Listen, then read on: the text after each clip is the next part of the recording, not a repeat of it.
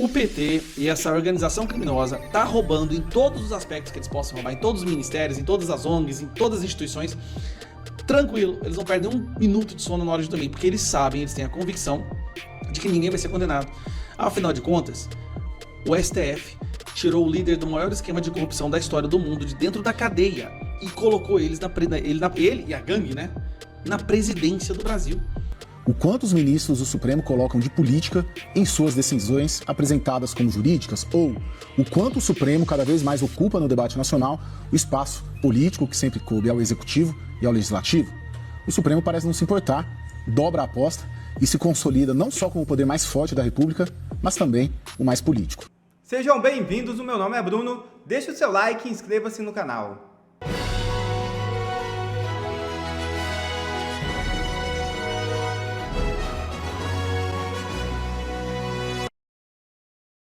Informação vaza e revela que ministro de Lula ignorou o alerta de fraudes no INSS.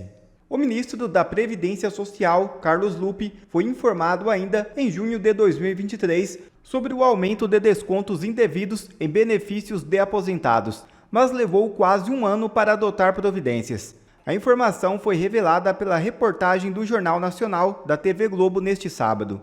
Segundo o veículo, o primeiro alerta ocorreu em uma reunião do Conselho Nacional da Previdência Social, no dia 12 de junho de 2023. O colegiado, liderado por Lupe, reúne autoridades da Previdência, do INSS, além de representantes de aposentados, sindicatos e empregadores. Quem poderia imaginar o governo Lula podendo ser derrubado por um escândalo de corrupção? Cara, o mundo dá voltas.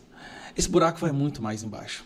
Preste atenção, quando saiu o escândalo do INSS, 6,3 bilhões de roubados, dinheiro sendo roubado dos velhinhos, dos idosos, dos aposentados, a primeira reação que o Sidoni pediu para o Lula é que o Lupe, né, que é do ministério lá, o ministro dele, demitisse o presidente do INSS. O Lupe recebeu a ordem e não fez isso.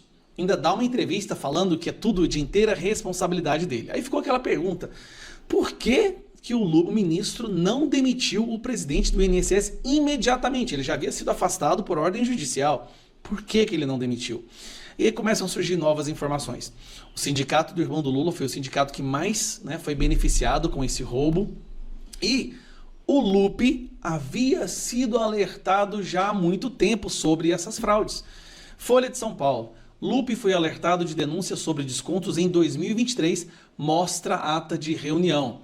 Crise no INSS. Lula é aconselhado a afastar Carlos Lupe. Por que o Lula não afastou esse cara ainda? É a pergunta.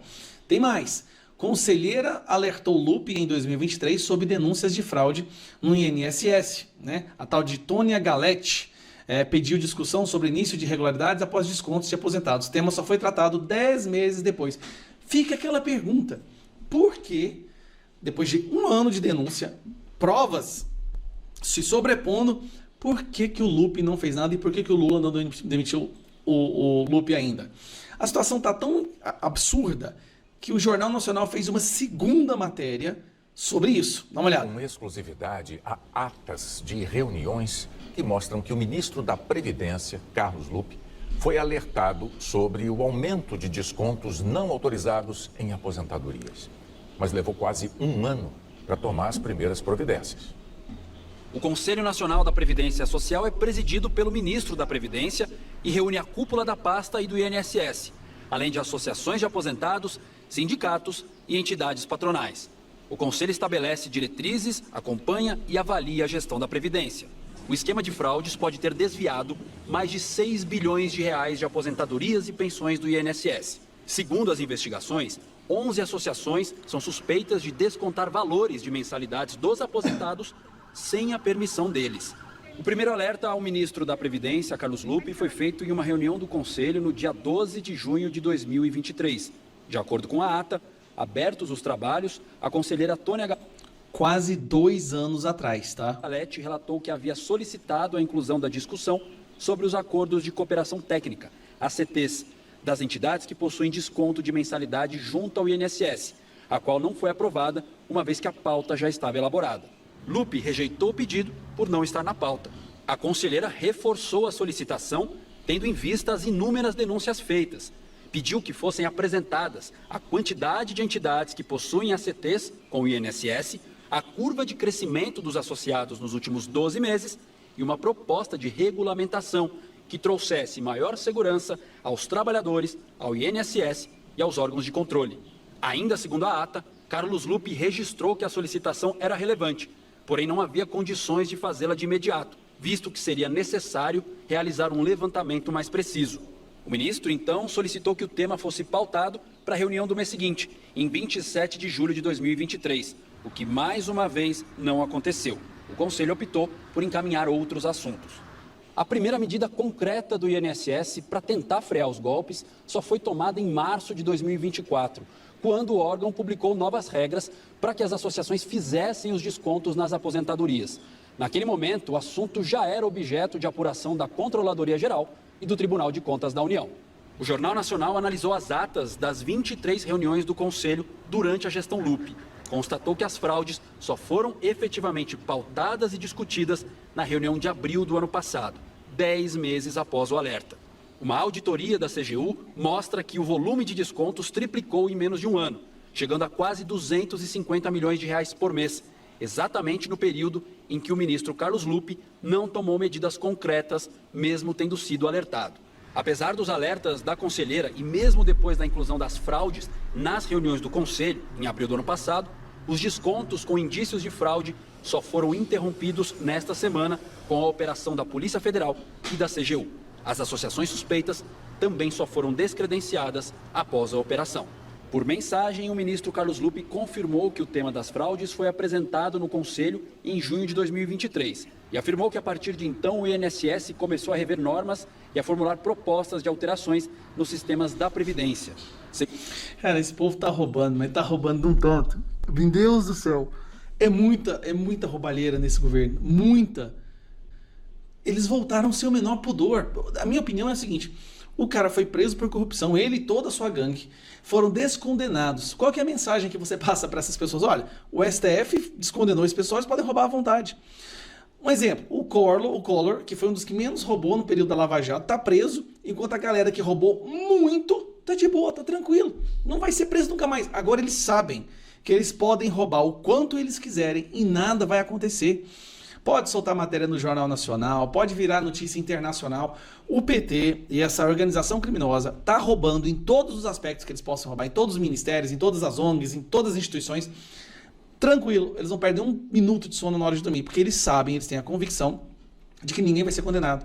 Afinal de contas, o STF tirou o líder do maior esquema de corrupção da história do mundo de dentro da cadeia e colocou ele e a gangue, né, na presidência do Brasil.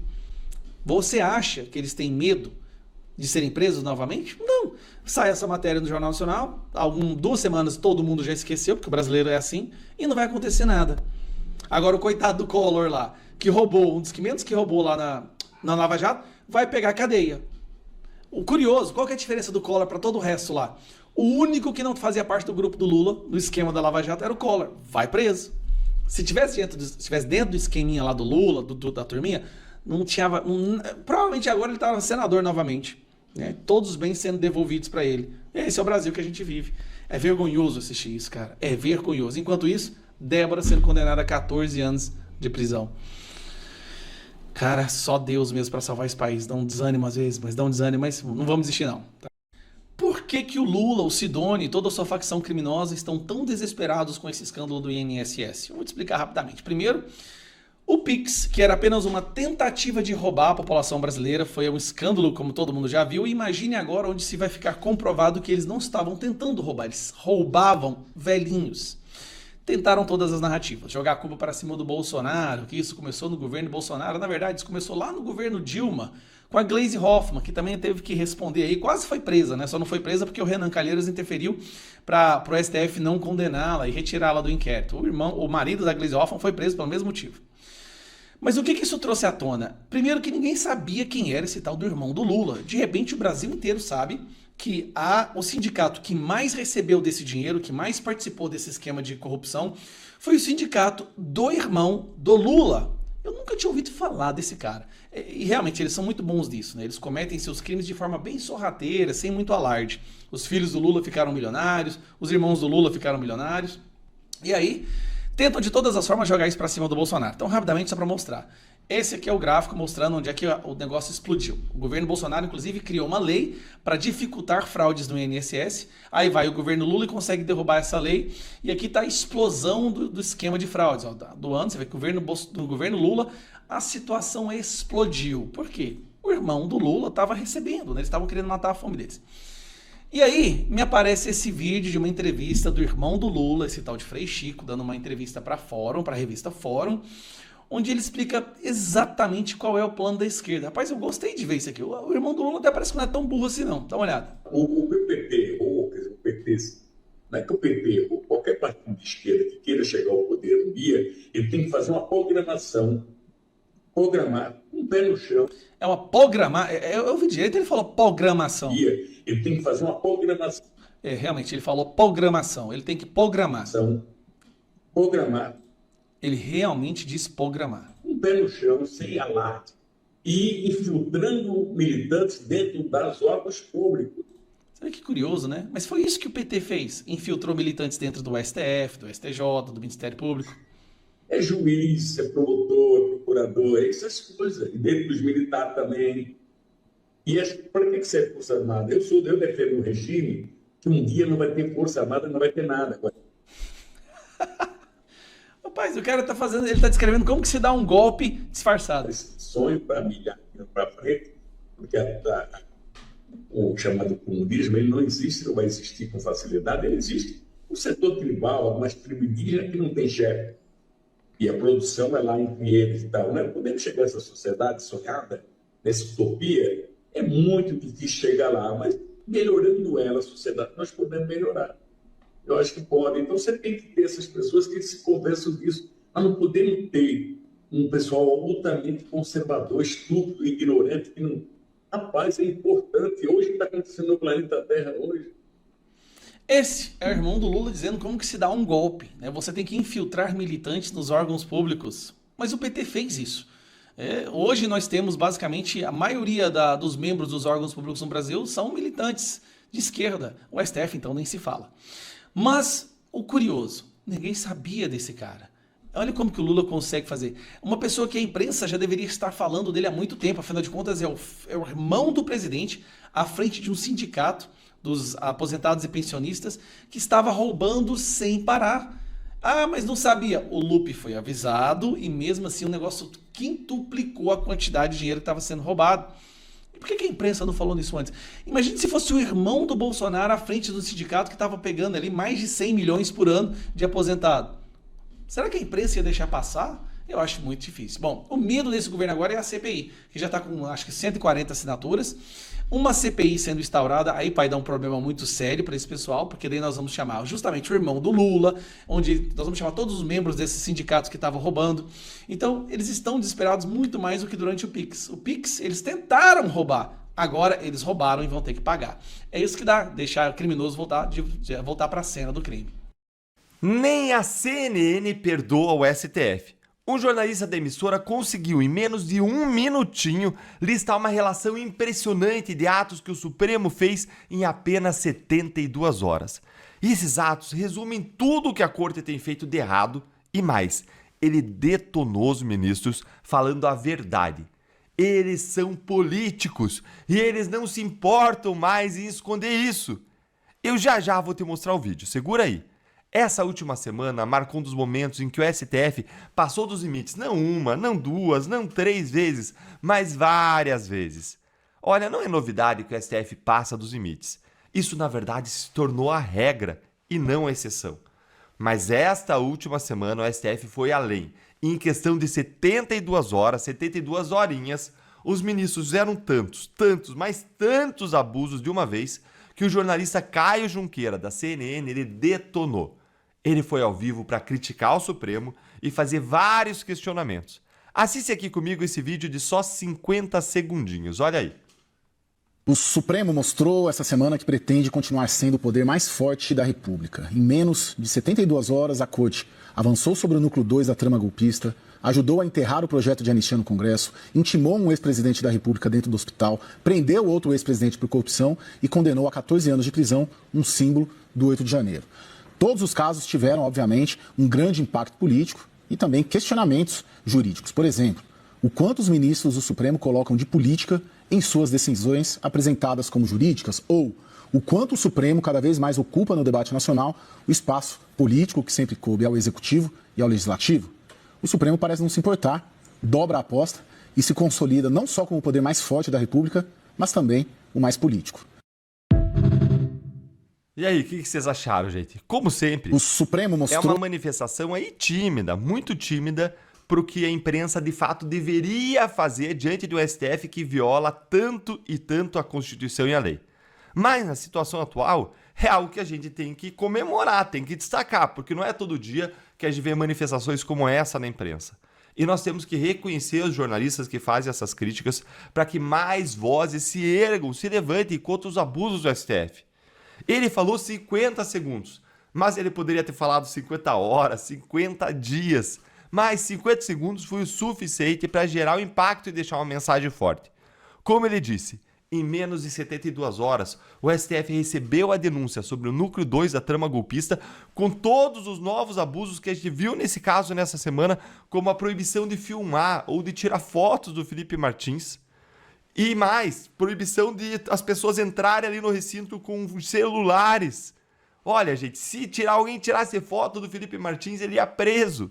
Mas teve ainda o enterro do projeto da anistia no Congresso, anunciado pelo Hugo Mota, o que só aconteceu por quê? Porque o Supremo deu essa missão pro Lula. Como eu mostrei em um vídeo aqui no canal, que eu vou deixar na tela, no final e na descrição para você assistir. Além disso, o STF fez aquela barbaridade diabólica com o Bolsonaro, intimando ali, na cena da cama da UTI. Mais ainda, o Supremo prendeu o Collor por corrupção, o que é positivo, tem que ir para a cadeia mesmo. Mas o que não é positivo é a seletividade e o duplo padrão do Supremo que foram ressaltados por essa prisão. O Supremo ele decide quando que a Lava Jato presta e quando que ela não presta, dependendo do réu, da capa dos autos. E por fim, o Supremo condenou a Débora Rodrigues a pena inacreditável e inaceitável de 14 anos de prisão. Então, respondendo à pergunta que o jornalista deixou no ar, o quanto que os ministros do Supremo eles colocam de política nas suas decisões, apresentadas como jurídicas? A resposta é tudo. Eles colocam tudo de político, as decisões são 100% políticas, com uma ou outra rara exceção, como o voto de Fux, que reduziu a pena da Débora.